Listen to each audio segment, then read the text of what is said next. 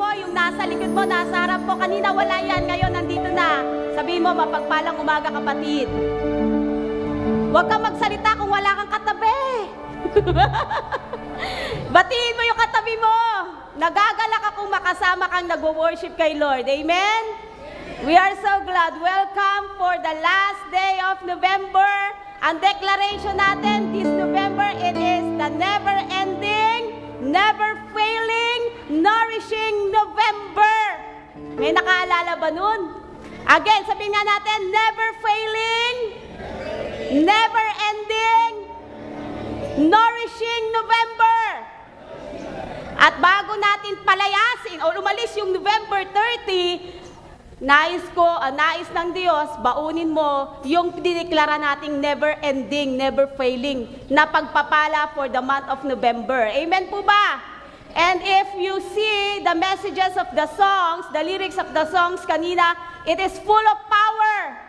At kailangan mo itong hakbangan, lakaran, ideklara. Amen? Hindi lang tayo basta nagde-declare, overflow, overflow, more than enough. Hindi pa ito nangyayari, hindi mo nakikita, nararanasan ng personal. Pero because of your faith, because of your declaration, you want to experience it. The Lord is very much generous na ibigay ito according to your expectation ngayong umaga. Amen po ba? Come on, let's give God the best clap offering. Yung malakas para sa Diyos. Amen.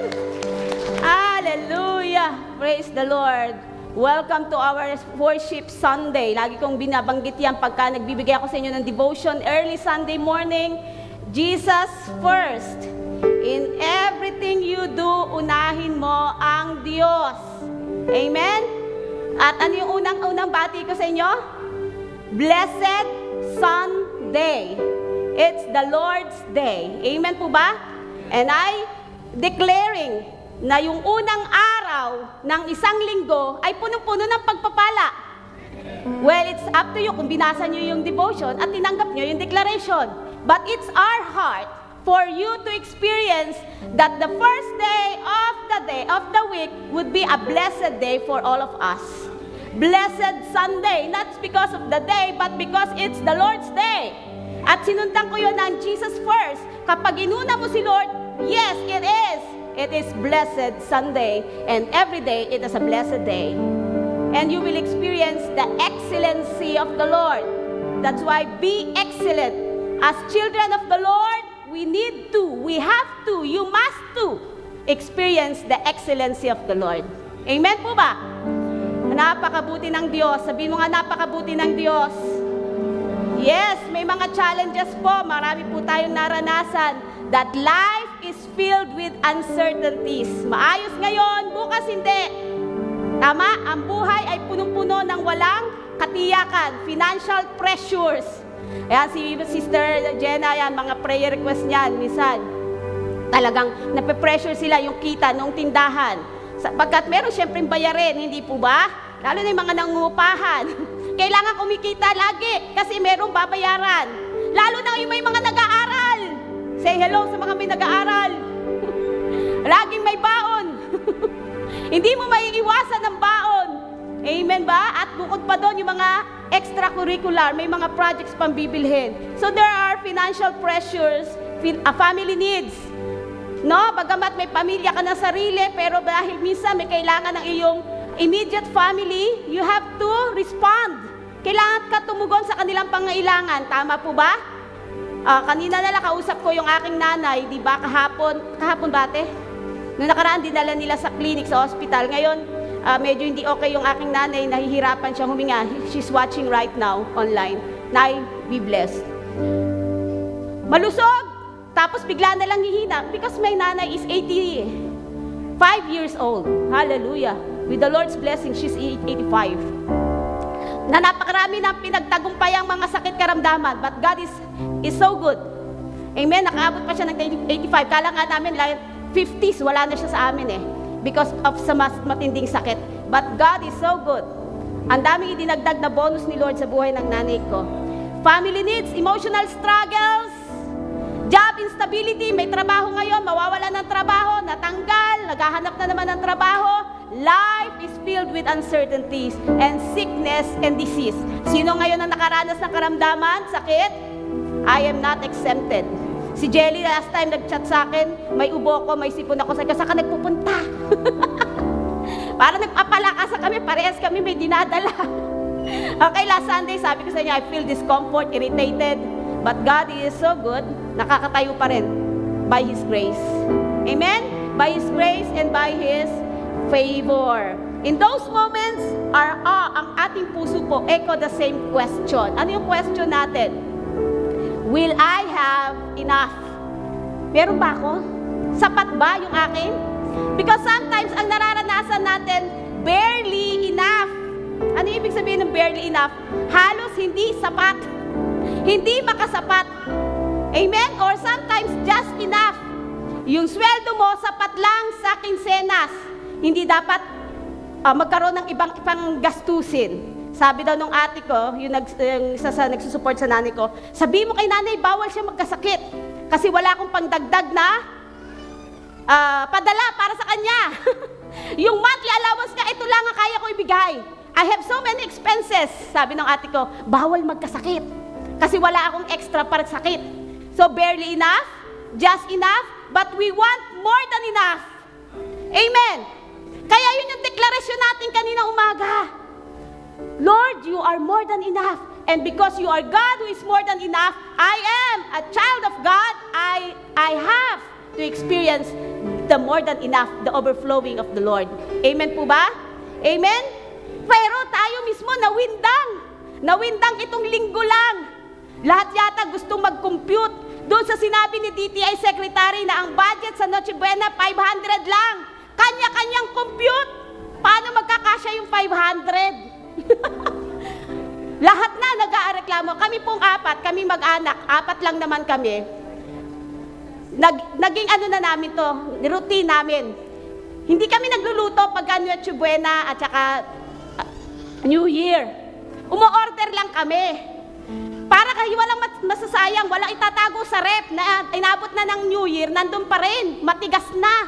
Di ba? Umo-order lang kami, pero wala naman na-order na 500. Last year, yung isang bilao na nandun na, ilan yung pagkain nandun? Mga 6 yata, 6 yung nandun, di ba? So at least, yung ano lang paborito mo, yun lang orderin mo. Nasa 2.5 yung isang bilao. Paano na yung 500? Anyway, hindi tayo makikisaw-saw doon kasi nga our God is more than enough. Kahit ano ideklara nilang 500, ang Diyos ko hindi pang 500. Amen! Ang Diyos ko hindi pang 500. My God is more than enough. Amen po ba? Everybody knows. Alam nyo, alam ng bawat isa, ano yung feeling not to have enough. Ano yung feeling na parang lagi kang nag-aalala dahil kulang. Hindi sapat. Amen? Not enough money. Tama? Pag kulang sa pera, nag-aalala ka. Not enough time. Ang daming mga deadlines na dapat abulin, dapat ipasa. Not enough time. Not enough peace. Not enough strength. But our God, ang gusto niya, you are more than enough. Amen? Ang salita ng Diyos ay nagpapatunay, God is more than enough, He will provide. Ngayon, sabihin niyo, He provides. Ayoko na ng will. God provides. Gusto ko now. Gamitin natin yung present ni Lord, yung present tense ni Lord now. Sabihin niyo nga, God provides. Yung pumapasok na alalahanin, bayarin, mga kagastusan ngayong taon, ngayong darating na December, sabihin mo, God provides. Kasi yan ang gusto niya. God is more than enough. Amen? Higit sa sapat ang ating Diyos. At hindi tayo magdideklara dito ng wala sa salita niya. Hindi tayo hahawak sa pangako na pwedeng mapako. Hahawak tayo sa pangako ng Diyos na hindi nang bibigo. God never fails. Amen? Ang Diyos ay hindi nang bibigo to those who trust in Him. Sa lahat na nagtitiwala sa Kanya, nakakatiyak, tatanggapin mo ang biyaya ng Panginoon. Let's close our eyes and let's pray. Oh, our Abba Father, we welcome your Holy Spirit sa aming kalagitnaan. Indeed, Lord, mula sa unahang ito hanggang sa dulo, I pray, oh God, punuin mo ang bawat isa ng iyong presensya, oh Lord. Exceed mo, Lord, sa oras na ito ang aming expectation sa kaya mong gawin, Lord. Because you are a limitless God. Wala kang limitasyon. Alam mo ang pangailangan namin, Panginoon. Alam mo ang mga kabigatan ng bawat isa. But you are God who is more than enough. And we do believe, Lord, your word sa umagang ito ay magpapalakas sa bawat isa. Kung paano kami lalakad, kung paano kami, Panginoon, magtatagumpay. Because of your power, because of your grace, because of your love, because of your mercy, because of your word, and because of your love sa bawat isa. The glory, the honor, the praise be unto you in Jesus' name. Amen and amen. Come on, let's give Him the best clap offering. Hallelujah. Let's read, sabi sa 2 Corinthians 9 verse 8, Amplified Version, and God is able, ang liit doon, no? And God is able to make all grace. When we say grace, every favor, pabor. Pag sinabing pabor, hindi mo pinaghirapan, hindi ka deserving, pero na-receive mo. Make all grace come in abundance to you. Oh, hindi lang basta sapat. Ang sabi, managana. Huwag umapaw. Sabihin mo nga, mag-umapaw. Hindi kapos, kundi puspos. Ay, wan ko. Ulit, hindi kapos, kundi puspos, at umaagos. Ayun, umaagos. Tama po ba? So, that it abundance to you so that you may always, when we say always, anumang sitwasyon, under all circumstances. Hindi sinabi ng Diyos, pagka mahirap ang paligid, mahirap ka rin. Under all circumstances, regardless of the need, anuman ang pangangailangan mo, His grace can abound. His grace shall abound. Amen? Mananagana. Have complete sufficiency in everything and have an abundance for every good work and act of charity. So sa Tagalog, ang sabi niyan, ang haba ng English, ang liit lang pala sa Tagalog, magagawa ng Diyos. Sabihin mo nga, magagawa ng Diyos. Kayang-kaya ng Diyos. Walang imposible sa Diyos. Come on, open your mouth because it's a declaration. Ay, wako. Ulit, magagawa ng Diyos. Kayang-kaya ng Diyos. Walang imposible sa Diyos. Napasaganain ako sa lahat ng bagay. Higit pa sa aking pangangailangan upang sumagana ako para sa mabubuting gawa. Amen? Yan po ay pangungusap ni Pablo, sinasabi niya sa iglesia ng Corinto, pero pinersonalize natin. Amen?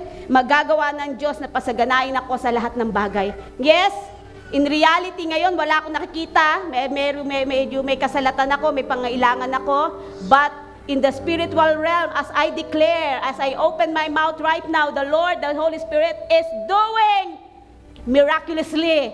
Sabi doon sa kanta, I'm taking over. Kailangan with authority. I'm taking over. It's a new level. Ano tayo mag-level up na, mga anak ng Diyos? We've taken over. Ano itatake mo? Yung binigay na blessing sa iyo ni Lord. Kasi kailangan mo siyang i-receive. Nandiyan ang blessings, kung hindi mo naman siya kiniklaim at nire-receive on your own, ay, hindi naman yung kapitbahay mo, yung pastor ang magre-receive para sa'yo. Individually tayo magre-receive ng blessings ni Lord according to your faith and expectation sa pagkilos ni Lord sa umagang ito. Amen po ba? Amen? Okay, so let's have the secrets of more than enough. Paano ba magkaroon ng higit sa kasapatan? Gusto mo ba yon? Higit sa kasapatan? Secrets daw to. Pero kailangan mong i-unlock ngayon. Gusto mo ba? Ang susi actually nandyan na, hindi mo lang ginagamit. Tama? May susi, pero ayaw mong hawakan para i-unlock ang blessings ni Lord for you to experience the more than enough. Higit sa kasapatan. Hindi para kang salat at laging nag-aalala sa pangailangan. God is more than enough. Kung sikreto ito, ngayon, inuutusan kita, ipagsabi mo ha, sabi mo sa katabi mo, ipagsabi mo ha. O, i-chismis mo ha, total gusto nyo rin lang naman eh. I-chismis natin ang kabutihan ng Diyos. The secrets of more than enough. Kasi si God mismo, in His very own heart, gusto ng Diyos managana ka. Ang Diyos natin mismo ang nagdideklara ng kasaganaan para sa iyo. I have come that you may have life, and that life is in abundance. O that life is in full, sabi sa John 10:10. Ang kaaway, gusto kang mawasak. Gusto kang manghina ang katawan, magkasakit. Lahat ng kaligayahan mo, gusto niyang nakawin. But the Lord Jesus have come. Yung nireceive mong salvation, hindi lang salvation ang binigay sa'yo. Abundance. Sabi mo sa katabi mo, abundance. But we as children of the Lord, ang abundance, hindi pera-pera lang. Sabi mo, hindi pera-pera lang. Kasi si Lord, pag sinabing kasaganaan, in full. Hindi pera lang. May pera ka nga, may sakit ka naman. May pera ka nga, sira naman ang pamilya mo. Ang gusto ni Lord, yung kasaganaan, buo. I have come that you may have life, and that life is in abundance, in full, complete. Hindi nagkukulang ang Diyos. Amen po ba? Number 1 secret, surrender. The secret of surrender. Give God what you have. Okay, nabanggit na ni Ate Jenna, talagang align po yung word natin ngayon. Give God what you have. Ito na nga lang kukunti na lang, ba't ko pa ibibigay? For you, biruin mo, number one secret for you to experience the more than enough is to surrender. Ibigay mo sa Diyos ano ang meron ka. Parang imposible. Kasi tayo, nag-hoard tayo, kulang to, pambayad ko to. Sa mga pangailangan to ng anak ko, tinatago natin. Pero kung gusto mong mag-more than enough, give God what you have. John 6 verse 9, ang sabi dyan, the boy gave 5 loaves and 2 fish. Yun lang ang meron siya Sa dami ng tao doon, maraming meron. Naniniwala ako marami doon may dalang pagkain. Kasi bundok yun, wala yung dilihan. Pero isa lang ang tumugon at nagbigay sa Diyos. Bakit? Naniwala siya sa Diyos. Naniwala siya sa Kristo. Nagpagaling nga na may sakit nagpalayas nga ng demonyo yung pakaya. Amen po ba? Yung konti niya, alam nung bata, kahit naman sino sa dami ng tao doon, alam niyang hindi sasapat yung 5 loaves of bread and 2 fish. And yet, dahil ito lang ang meron ako, ibibigay ko. I surrender everything to the Lord. Kung gusto mo maranasan ang more than enough, kung ano yung meron ka, ipagkatiwala mo sa Diyos. Amen po ba? 2 Kings 4:2. Ano sabi ni Elisha? What do you have in your house? Anong meron ka sa bahay? Sabi niya, meron po akong jar ng olive oil. Yun na lang po. Yun din lang ang ginamit ni Lord. Nung sinurrender niya yun, give God what you have. Na-experience niya ang supernatural favor of the Lord. Amen? In Exodus 4:2, ayaw ni Moses, hindi ako marunong magsalita. Wala akong kakayahan. Anong sabi ni Yahweh? What do you have in your hand? Anong meron ka? A staff? Meron ako tungkod. Amen? And even that tungkod, nung sinurrender niya kay Lord, naranasan niya ang supernatural. Amen po ba? Genesis 22. May pangako si Lord kay Abraham to be a great nation. But you have to offer, sacrifice your one only son. Surrender. Sabi mo nga, surrender. The first secret of more than enough is to surrender. Amen? To give God what you have. Even it is too small, para namang hindi ito makakasolve ng problema. But your faith and your trust in the Lord will solve the problem. It's not the amount, it's not the object, but your faith and trust in the Lord, whom you surrender everything, has the power to make that small things big. Amen? May kapangyarihan siya gawing malaki. What is small in your hand? Kanina, nag-offering tayo. It's very small sa harapan ng Panginoon, but you give what you have for the Lord. Amen? Binigay mo yung the best para kay Lord. And I do believe ang Diyos ang magpapalaki niyan. Amen? God never asks us for what we don't have. Kapatid, lahat ng ina-announce dito, opportunity for youth na magtanim, pero hindi ka iniutusan ni Lord na magbigay ng wala ka. Ang ibibigay mo rin dyan ay galing sa Diyos. Amen po ba? God never asks us, hindi tayo inutusan ni Lord magbigay ng bagay na wala sa iyo. He always starts with what you have. Ano ang meron kang talento? Ano ang meron kang kakayahan?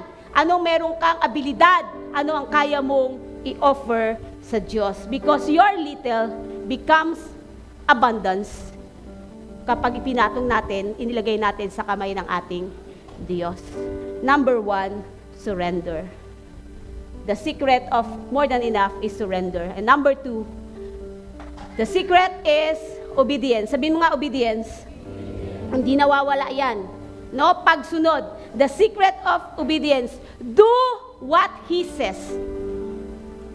Gawin mo ang pinapagawa ng Diyos because every miracle requires an instructions. Lahat ng nakakaranas ng himala sa Diyos, nagsimula yan sa pagsunod sa instruction ni Lord.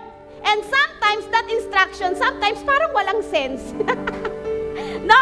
But laging tinetest talaga yung ating pag-obey. Are you going to, sunod ba? Katulad nung sa John 6 verse 10, ano sabi ni God? Sabi ni Jesus, make the people sit down. Umupo kasi magpapakain, di ba? Bago magpakain nun, pinaupo niya muna. Sa ibang gospels verse, ang nakalagay doon ay magkumpul-kumpol by 50s, di ba? So, may instructions and then they obey. Amen? Dapat sumusunod. Ano ang instruction ni God through Elisha? Sabi niya, manghiram ng mga sisidlan sa mga kapitbahay. Nakakahiyaman, pero nag-obey. Amen? Do what He says. Ang sabi niya kay Moses, ano meron ka? Staff. Throw it to the ground. Ito na nga lang meron ako, tungkod ako 80, tungkod lang 80 plus na ako di ba? 80 plus na siya nung pumunta, I think 85. So, tungkod na lang, sabi pa ni God, tapon mo. Ano ako makakatindig na maayos, tatapon ko to. But he obeyed. Amen? Throw it to the ground.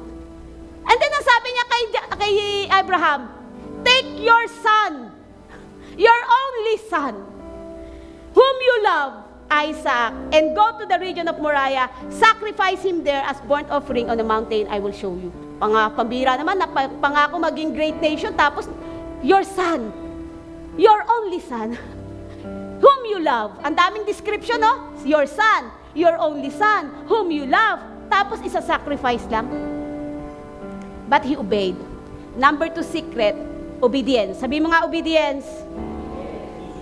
Sometimes the instructions doesn't make sense.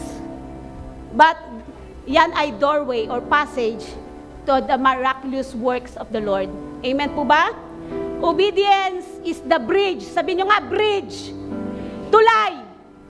Okay, again. Obedience is the bridge between not enough to more than enough. Kung gusto mong makalagpas mula sa hindi sapat, papunta sa higit sa sapat, kailangan ng pagsunod. Kasi ang pagsunod, ang obedience is your bridge, tulay. From the place of lack to the place of abundance, obedience. Therefore, obey. Sabihin mo nga, I will obey. Again, I will obey. For me, na maranasan ko ang more than enough, number 2, I will obey. From the place of lack, sabi ni Yahweh, tatawid sa Jordan River, etong place of lack, may bridge, kailangan mag-obey. Consecrate yourselves.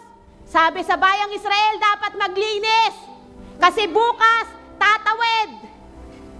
Mula dito sa kasulatan, kawalan, tatawid papunta sa lugar ng kasaganaan. So, sumunod ang bayang Israel, naglinis, nag-consecrate. At kinaumagahan, sumunod sa instructions ni Lord, nakalipat sila sa land of promise. Amen po ba? Obedience. Some breakthroughs don't come from praying harder. Ang breakthroughs, hindi nakukuha sa panalangin lang. Kahit magluluhod ka, mag-iiyak ka, magsusumigaw ka, hindi darating ang breakthrough. Darating yan kapag sumunod ka. Agad na sumunod ka. Hindi basta sumunod. Kailangan may mabilis na pagsunod. Sumunod ka nga. Alimpungat ba yun? Alinlangan ka naman. Ang bahagal mo naman sumunod. Delayed obedience is still disobedience. Again, delayed obedience. Sumunod ka, pero late naman. Ang tagal-tagal. It's still disobedience. If you want to experience breakthrough, it's not enough for you to pray. You need to obey faster. Sabihin mo nga, obey faster. Ayan, I will obey faster. Ulit. I will obey faster. Nawa po, nagle-level up po kayo. Nagle-level up po ang faith nyo habang tinuturuan ko po kayo mag-declare niyan sa buhay nyo. Kasi tinatanggal niya lahat ng inyong doubts, lahat ng inyong alinlangan, pagkatakot, pag-aalala sa umagang ito. Amen po ba? Number 3, the secret is expectation. Sabihin mo nga, expectation. Believe God will multiply it. Naniniwala ka na anuman ang ipinagkatiwala mo sa Diyos, kaya niya itong i-multiply. Kaya niya itong paramihin. Amen po ba? Amen po ba? God will multiply it. Believe. So yun na expectation of reality. Lagi tayo meron ganun expectation in reality. So the secret of expectation. Now, sa John 6, yung kaninang binanggit ni Ate Jenna, sabi doon, sa John 6:6, nung tinanong niya si Felipe, eto yung shinare ko sa life group kagabi, saan tayo makakabili? Hindi sinabing, saan ang pera? Ang tanong ni Jesus ay, saan tayo makakabili? Kasi bundok yon, wala pong convenience store. Saan makakabili? At ang daming tao, nakakasya po dun sa daming tao. No, Jesus knew what He was going to do. Alam ng ating Panginoon ano ang gagawin niya. Alam niya ang solusyon sa pangailangan mo, sa problema mo, sa lahat ng inaasahan mo sa Diyos. Alam niya ang gagawin niya ngayon. Amen po ba? But, katulad ng nangyari, the multiplying didn't happen nung hindi pa nare-release yung inoffer. Ang multiplication ay nangyayari kapag nire-release. Sabi nga, nire-release. Heto Lord, ayaw mo namang ibigay kay Lord. Ayaw mo namang pinagkatiwala kay Lord. Tago ka ng tago. Ipagkatiwala mo kay Lord. Because multiplication begins, amen, nung na-release nung bata yung 5 loaves of bread and 2 fish, ibinigay niya kay Andres. Kaya sabi ni Andres, meron pong bata dito. Nung nasa bata pa yung 5 loaves of bread and 2 fish, walang miracle na nangyayari. At kahit 50, 10 silang kumain, kulang yon. Hello? Tama? Kulang yon. Pero nung inilagay niya, binigay niya kay Andres, sabi ni Andres, meron dito, bata, may 5 tinapay, 2 isda, ibinigay sa kamay ni Jesus. Kanino na? Pagmamayari, kanino na? Na kay Jesus na. Hindi na pagmamayari ng bata, kay Jesus na. Anumang ibinigay mo kay Lord, kay Jesus na. Kahit nga problema mo, pag binigay mo kay Jesus na. Ba't mo pa kinukuha? Yung sakit nga, binigay mo na, ba't mo pa kinukuha? Pag binigay mo na kay Jesus na. Amen? Kasi papalitan niya to ng bago. Yung binigay mo, i-multiply niya para sa'yo. Nung na-release niya yung 5 loaves and 2 fish, there comes a multiplication na hindi kaya ng ating calculator. Amen? That's the supernatural power of the Lord. Expectation. Believe that God will multiply it. The widow's oil didn't begin to multiply until she poured it out. Ay, ito lang palang solusyon magsalin. Pero may word na siya. Because of the word of God. Kaya may salita na siyang pinanghahawakan. Na-release niya ngayon. Siguro kung sinalin niya yun ang walang salita ng Diyos, walang pangako ng Diyos, hindi dadami yun. Walang multiplication yun. Kaya ang panghawakan mo, salita ng Diyos. Pangako ng Diyos, hindi pangako ng tao. Ang multiplication nangyayari lang sa salita ng Diyos. Ang mga supernatural, hindi tatanggapin yan ng mga ordinaryong tao. ang supernatural blessings, miracles, and favor, tinatanggap yan ng mga anak ng Diyos. Naniniwala sa supernatural na kapangyarihan ng ating Panginoon. Amen? God meets you at the level of your expectation. Again, kakatagpuin ka ng Diyos, depende sa iyong expectation ngayong umaga. Anong inaasahan mo kay Lord ngayong umaga? Anong inaasahan mong gagawin niya sa'yo? God meets you. Hindi sinabing God will meet you. Kasi nga, present tense na tayo. God meets you today according to your expectation. Anong nilalagay mong expectation? Anong limitasyon? May limitasyon ba ang Diyos? Wala. Ikaw ang may limitasyon. Yung pananampalataya mo ang may limitasyon. But God is limitless God. Anong inaasahan mo ngayon na gagawin ng Diyos sa buhay mo ngayon, gagawin niya. God meets you at the level. That's why, yung declaration, at the new level. Mag-angat tayo ng ating level. And I'm taking over. Huwag mong ipa-take over sa sakit mo. Huwag mong ipa-take over sa kaaway. Ang iyong overflowing, ang iyong breakthrough. Take it over. The authority has been given to us. Use the authority. In the name of Jesus. Amen po? In the name of Jesus. The supply did not run out. Puno pa ang basket hanggat hindi lahat nakakakain at nabubusog. Tama ba? Pero inyo, ang daming tao. Nasaan yung basket? Paano nagkaroon ng basket? Tanong ko nga eh. Paano nagkaroon ng 12 basket? Eh, bundok yun eh. Minsan may tanong ako, Samuel, sige, sagutin mo Samuel, hanapin mo sagot ha. Paano nagkaroon ng 12 baskets? Pati yun, miracle. Abay, kung meron 12 basket, ibig sabihin nun, may laman yung data, no? Dapat yun ay in-offer eh. Pero 5 loaves lang eh. Talaga kapangyarihan ni Lord. Nagkaroon ng 12 baskets at ang sabi doon, hindi naubusan ng pagkain hanggat hindi lahat nabubusog. Sabi mo, nabubusog. Nabubusog ka ba ngayon? Kinakatagpo ba ni Lord ang expectation mo ngayong umaga? Hanggat hindi ka busog ng salita ng Diyos, hanggat hindi ka lumalakas, hindi titigil ang Lord sa pagsasalita sa iyo sa umagang ito.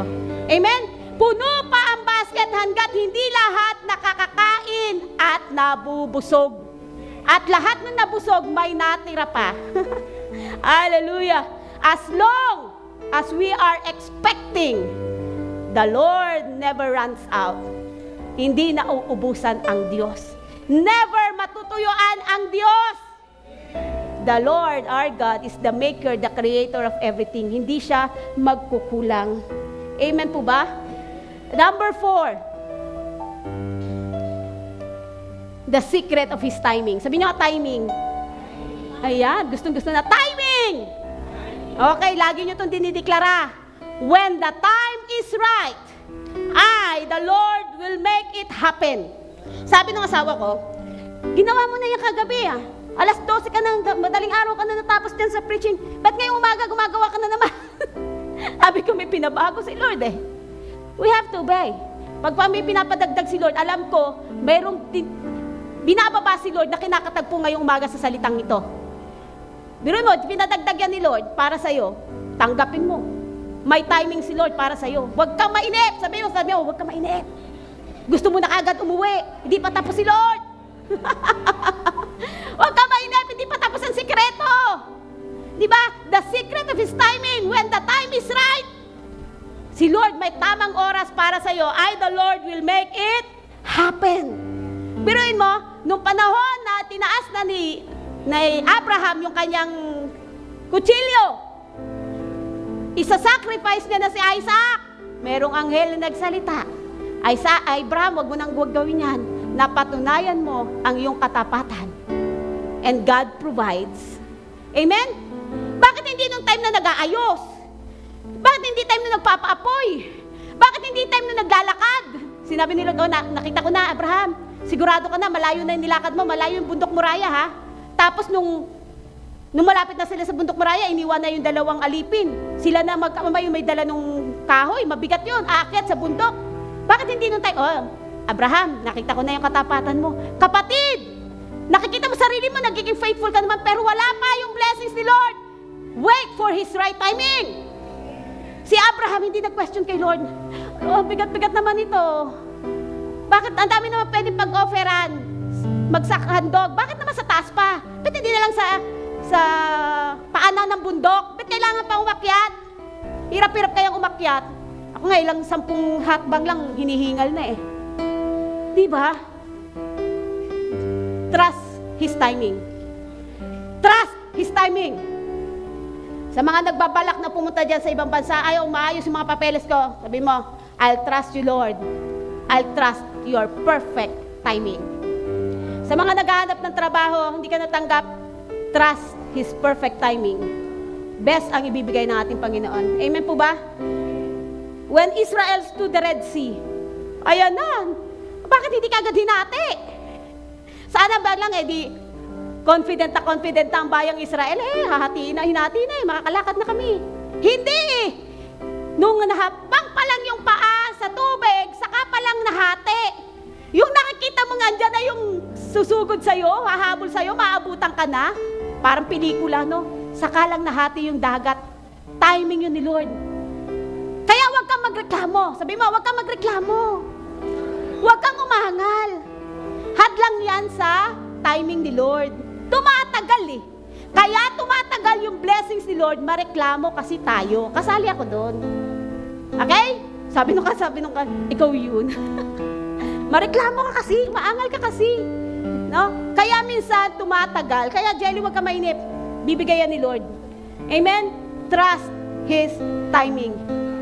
Natatamay daw yung iba kasi mareklamo tayo, maangal tayo. Amen po ba?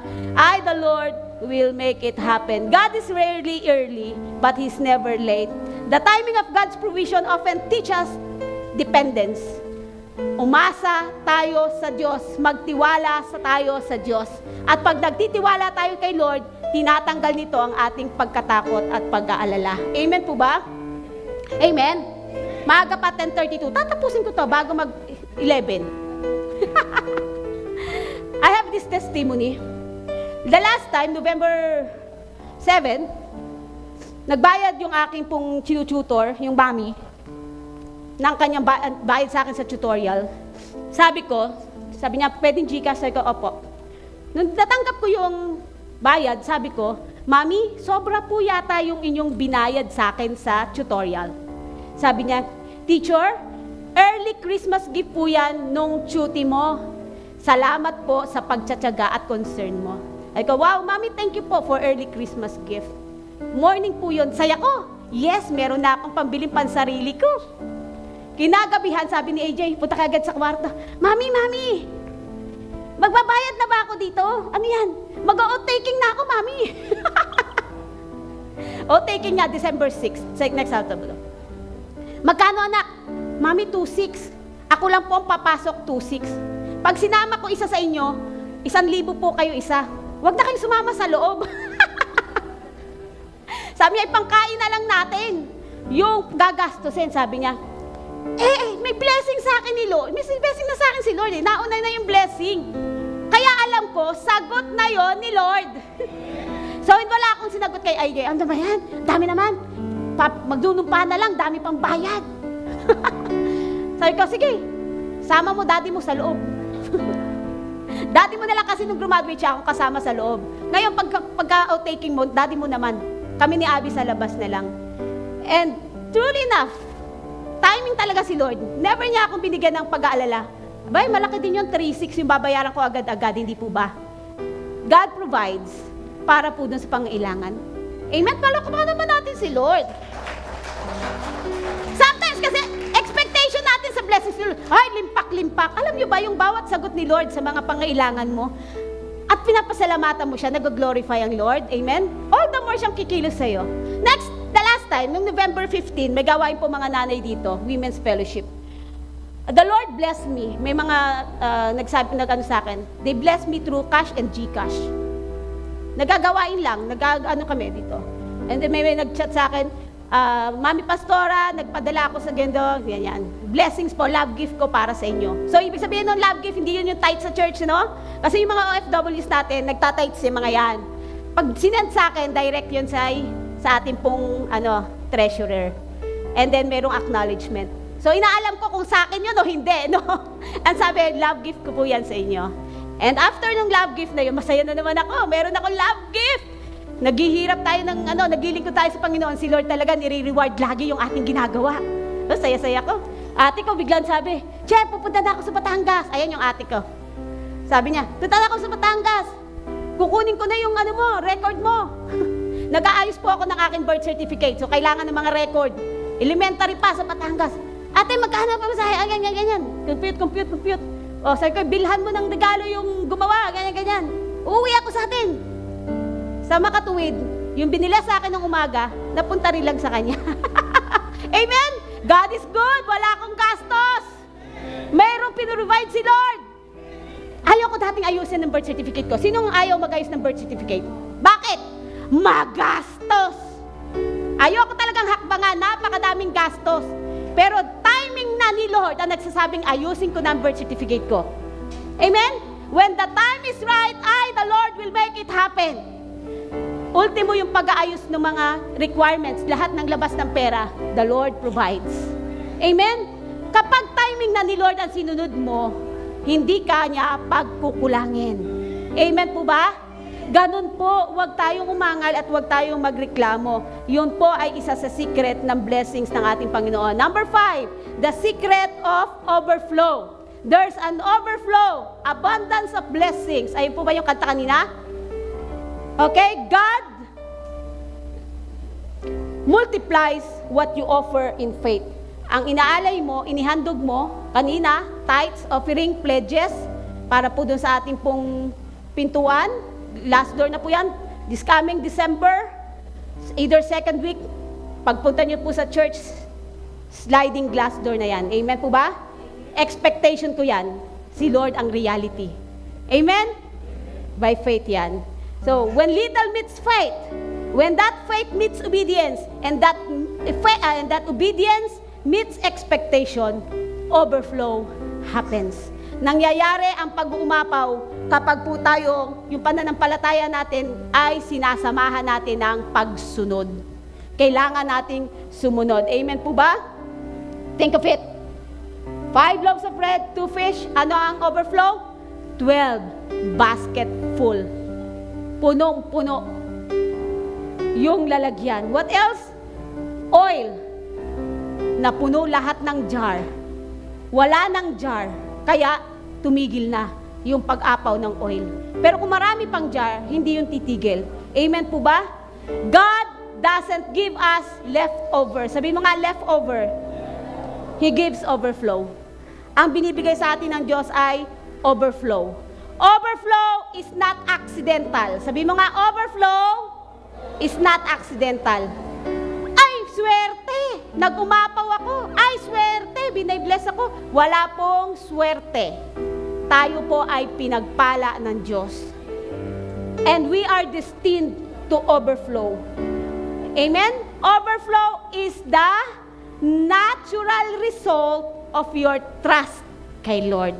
Ang pag-uumapaw mo ay ang resulta ng pagtitiwala mo sa Diyos. Amen? Walang aksidente. Destined ka na pagpalain ni Lord. Destined ka na mag-umapaw. At kung nararanasan mo na ang pag-uumapaw, kasi yan ang number 6, yung purpose. The secret of purpose. May dahilan bakit gusto ka ng Diyos na pag-umapawin. Your overflow is meant to bless others. Kaya ka pinagpapala ni Lord para ka maging channel of His blessings. Pwedeng pakainin na lang ni Lord, i-bless na lang ni Lord itong batang ito na nag-offer. Pero binibless ni Lord ang multitudes. Pinakain ni Lord, binusog ni Lord ang multitudes. Purpose, bakit tayo pinagpapala ni Lord? Para pagpalain ang iba. Hindi lang sinupply ni Lord yung pangailangan ni Elijah. Sinupply niya rin yung pangailangan nung widow. Tama po ba? Hindi lang sinupply ni Lord, sinagot ni Lord yung pangako niya kay Abraham. Tinupad niya rin iyon. From becoming a great nation. At ikaw at ako ay kasama sa nakikinabang because of Abraham's faith. Amen? Dumaloy sa iyo ang pagpapala because of Abraham's faith. Amen? Ang sino man magpala sa iyo ay pagpapalain ko. Pangako yun ng Diyos kay Abraham. Mga ina po tayo ni Abraham. Kaya ang sino man magpala sa atin, pagpapalain din ni Lord. At ang sino mang ating pagpalain, lalo tayong pagpapalain ng Panginoon. Amen po ba? That's the purpose. Hallelujah. One son sacrifice. Hindi natuloy, pero plan to sacrifice. Ang kapalit, great nation. 5 loaves of bread and 2 fish. Ang kapalit, 5,000 fed. 5,000 plus fed. And 12 basket full. God give gifts and resources not to create reservoir. Hindi gusto ng Diyos magkaroon ka lang ng imbakan or sisidlan. Or meron ka lang bangko, savings. Hindi yun ang plano ni Lord. Bakit kanya pinagpapala para itago mo ang pera mo sa bangko? Though hindi po masama yun. Mag-invest, hindi po masama yun. But the Lord wants us. Bakit ka bine-bless? Is for you to receive a river of blessings. Not just a reservoir, but a rivers of blessing. When we say rivers, tuloy-tuloy, nag-uumapaw, dumadaloy, hindi natutuyuan. All the more kang nagbibigay, all the more na dumadaloy sa iyo ang blessings ni Lord. All the more na itago mo sa sisidlan, either mapapanis, masisira, mabubulok, mawawalan ito ng kabuluhan sa iyo. Hindi ka nakinabang. Kung gusto mo makinabang sa blessings ni Lord, tandaan mo to, kung gusto mong makinabang sa blessings ni Lord, make yourself a river of blessings. Maging daluyan ka ng pagpapala. Amen po ba? When God provides for us, He invites us to provide for others. That's how the world see His heart. You know, sabi ko sa mga sa staff, hindi muna ako magpapadala ng letter sa mga OFWs. Ang dami na nating sulat. Meron na tayo sa youth, meron na tayo sa mga dancers, meron na tayo sa children, meron yung Golden Legends na activity sa Christmas. Ay ko, ang bigat na. Baka mahirapan na. Meron pa tayong pledge. That's my heart. But habang inaaral ko to, I was checked by God. Ako lang yun. Kasi parang nakikita ko yung hirap. Pero parang ako rin ang nagiging dahilan para hindi nila maranasan ang pag-uumapaw. Sabi ni Lord, do your task, do your work, and let me do my work. Amen. Hindi naman ako ang magbe-bless sa kanila. It's the Lord. Amen? It's the Lord. So, I obey. Nag-obey ako. Kahapon, nasa school ako. Ginawa ko yung letter, ginawa ko yung poster, I sent it to the OFWs. Ang Diyos ang bahala mag-bless sa kanila. It's the purpose. Amen po ba? Sabi dito sa 2 Corinthians 9 verse 11, pasasaganain niya kayo sa lahat ng bagay upang mas marami ang inyong matulungan, sa gayon lalong darami ang magpapasalamat sa Diyos. Dahil sa inyong tulong na dadalhin namin sa kanila. Ang sabi sa verse 12, ang paglilingkod niyo upang tumulong sa mga kapatid ay hindi lamang makakatugon sa kanilang pangailangan, kundi magiging dahilan pa ng nag-uumapaw na pasasalamat nila sa Diyos. Ang bukas palad, I was corrected by the Lord about this. Ang bukas palad ninyong pagbibigay. Kayo po yun. It's your chance. It's your call. Kung gagawin mo ito. It's a test of faith. Ang pagbukas ng iyong palad sa pagbibigay sa kanila at sa lahat ang siyang magpapatunay na matapat niyong sinusunod ang magandang balita ni Kristo. Dahil diyan, magpupuri sila sa Diyos. Overflow is not for status. Bakit ka pinag-uumapaw ngayon ni Lord? Magpasalamat ka kung nag-uumapaw ka, bine-bless ka ni Lord.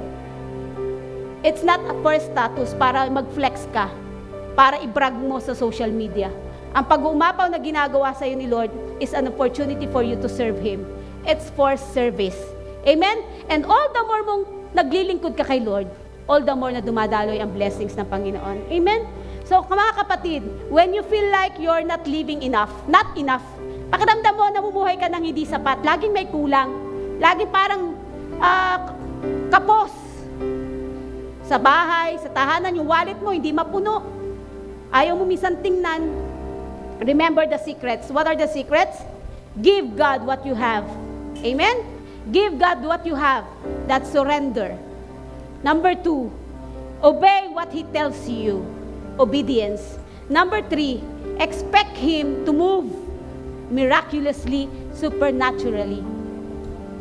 Amen? Expectation. Number 4, trust His timing.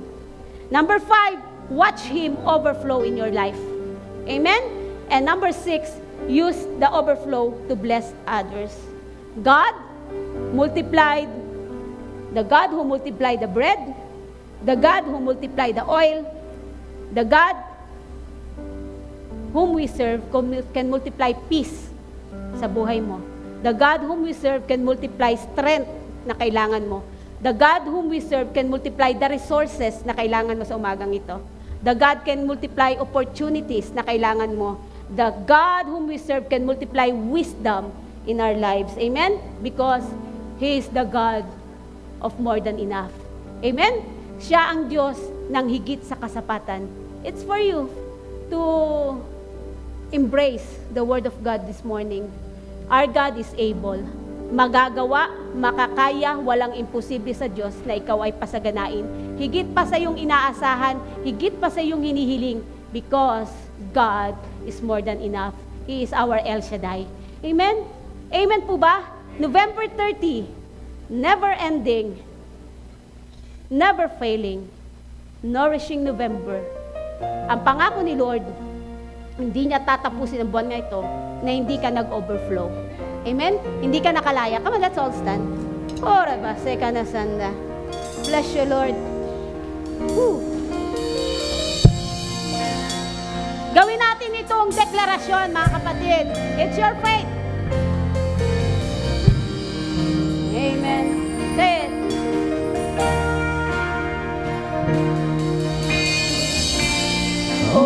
Overwhelming, overwhelming with your love, Say goodness and praise. mercy and grace. Overtake me, Lord. Overtake me, overtake my heart and mind. Lahat ng doubts, fears, and worries, overtake it, Lord, right now. It's in my imagination, Hallelujah. more than we could ever ask or think. Say it. Overflow, overflow, overflow. You're my Lord forever. Amen. My God, my El Shaddai. You're my Lord forever. You will supply, you will supply, you will supply. El Shaddai. Sino gusto mag-overtake? Sino gusto mag-overflow? You can come here, here, and there. It's your faith. Come on, church. Sino gusto mag-overflow? Come on. Get your position. Expect His great blessings right now. Overwhelm me, Lord, right now. I want to experience the overflow. More than enough. Ora ba, seka na sanda. Mercy and Hey! overtake me, overtake my heart and mind. Wala na. Wala nang hahabon kay Lord. Lord, ito ang expectation ko ngayong taon, ngayong buwan, ngayong araw. More than we